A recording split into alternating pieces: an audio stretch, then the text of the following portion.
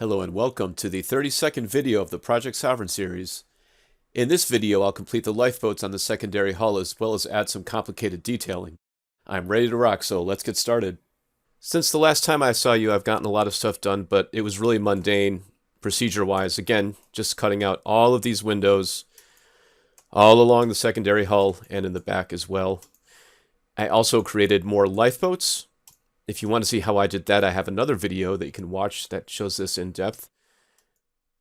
So I've gotten a lot done, but there's still more that needs to be done, namely that these lifeboats need to be cut in, and I'll show you what I'm talking about. So these lifeboats here are the ones that need to be cut in now. I just did these, which are the ones that I just showed you.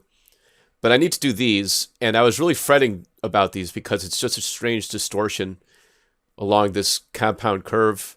I didn't really know how I was going to do it. I thought I was going to have to spend a lot of time messing with the geometry, but I think I figured out a way that won't be too difficult. And it started because I was trying to figure out how to fit this. See, this is the shape right here, and I want to fit it here, but I was having trouble because it was going to collide with these windows, so I thought I was going to make the deck shorter, but I would have to do that all along the hull, and it would just kind of mess with the whole ship, so I thought that there had to be a better way. And then I figured out how to distort this in such a way that would work. So all I need to do is shrink all of this down so it fits. And I know that kind of seems like cheating. That's what I thought as well. But just something like this, so it fits. There's a nice margin between here and where this panel gap is right here. And I thought it was going to be, it's like, all right, kind of pushing it here because I was going to have to scrunch this. It just seemed like a cop-out, to be totally honest, but it really isn't. As I will demonstrate. So all of that is colliding just nicely. Cut the symmetry and do my Boolean imprint. And so you can see it's really not that bad. It follows this edge, not perfectly, but nicely. And it maintains proportions pretty much all the way down. So you'll see what it looks like after I finish cutting out all these shapes, but I think it's a decent solution and I'm going to stick with it. So after I get back, you'll see all of these shapes Booleaned out, and you'll all see everything extruded. It'll basically look like this, which will be the finished product. So that's the operation completed, and it came out pretty well. I'm going to have to do some cleanup.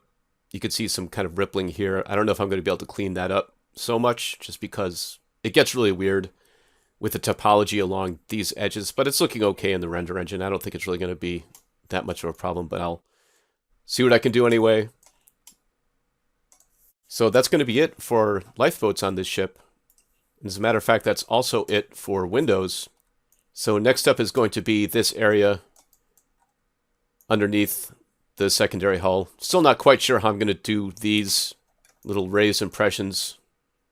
That's going to be a little bit gnarly. I think I'm just going to wing it and try it the usual way. I don't think I'm going to have to do any trickery like on the lifeboats. But I'm going to do here and underneath here. Just some more paneling. And that should be it for the secondary hull. So I've created this kind of base plate for what's going to be this hull plating here, and you can see in the photo, it's just a simple plate that's going around it, and this is the part that I'm going to be making now.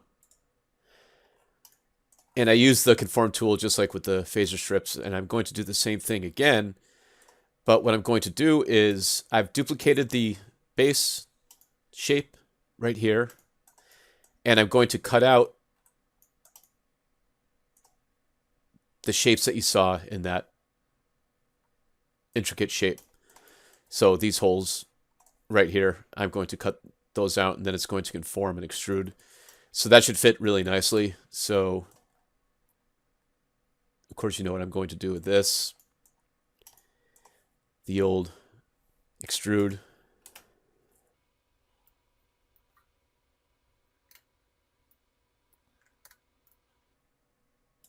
And Pro Boolean imprint, because I'm going to just delete all of the excess polygons. So I'm going to continue to do it for the rest of these shapes, and then I will have the shape ready to conform to the base shape. Okay, so I've booleaned out the rest. So now you see I've got the edges that I need. So it's just simply going to be a matter of trimming the fat, as they say. So I'm going to get rid of all of these. I'm going to show you a bit of cleanup that I'm going to do. And finally, I'll be ready to conform this to the base shape. I've trimmed all the fat, and now what I need to do before I do the actual conforming is I need to clean up any of these stray vertices, like all this stuff in here. I'm going to need to delete all of this just because I want this to be as smooth as possible when it conforms.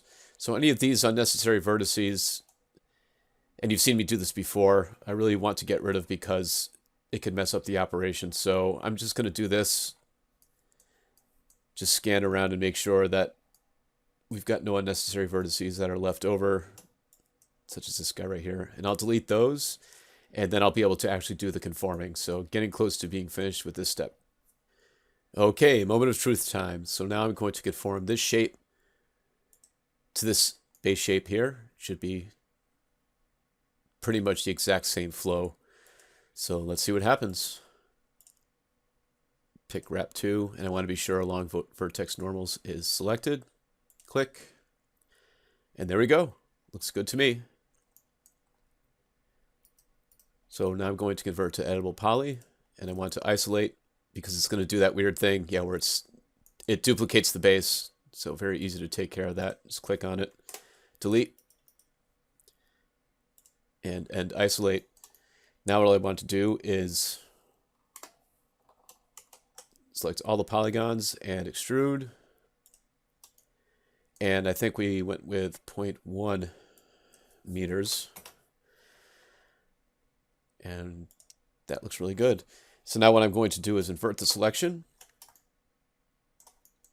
and just give it a smooth modifier. And auto smooth, collapse. And yes. There we go. Looks like we've got some cleanup to do here. Yeah, no big deal.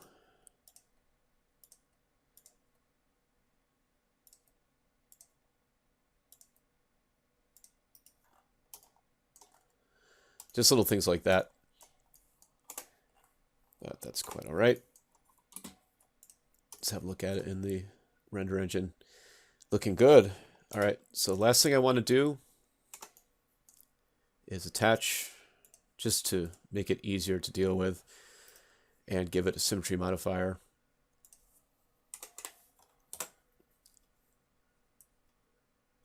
And flip. And there we go.